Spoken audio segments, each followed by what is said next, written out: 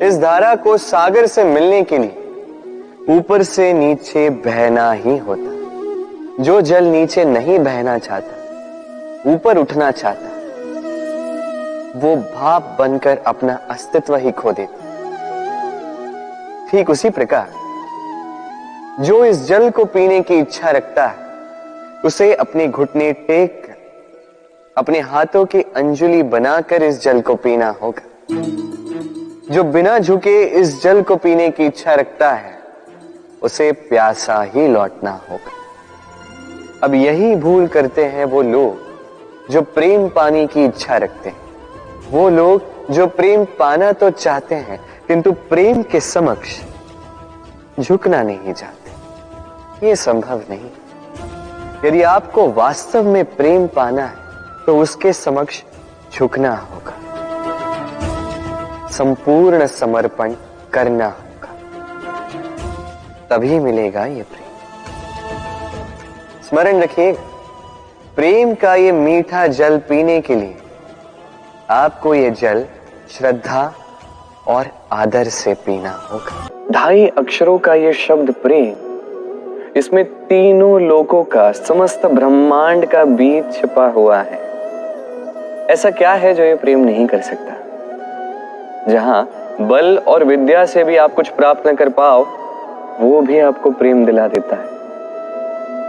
प्रेम चाहे तो बंजर पर्वतों से ये नदियां बहा दे, चाहे तो अनपढ़ को संसार भर का ज्ञान प्रदान कर दे। ये प्रेम ही तो था जो एक नटखट कान्हा घनश्याम बना। ये प्रेम ही तो था जिस कारण त्रिलोकपति द्वारकाधीश ने निर्धनी सुदामा के पांव धोए। ये प्रेम इस संसार की सबसे बड़ी शक्ति है, इस संसार का आधार है ये प्रेम। ऐसा कुछ नहीं जो ये प्रेम नहीं कर सकता। वाणी, आपकी भाषा, आप जिस तरह से बात करते हैं, जिससे बात करते हैं, जो आपके शब्दों का चयन है, वो आपके विषय में बहुत कुछ बता जाता है, आपके व्यक्तित्व के विषय में बहुत कुछ बता जाता है। इसलिए सदैव कुछ भी कहने से पूर्व एक बार सोच लीजिए, अपनी वाणी पर थोड़ा नियंत्रण रखिए। मेरी माने तो इस हृदय को शुद्ध कर दीजिए। ये हृदय जब शुद्ध होगा तो सदैव मीठी ही वाणी बाहर आएगी। जब हम किसी उपवन में जाते हैं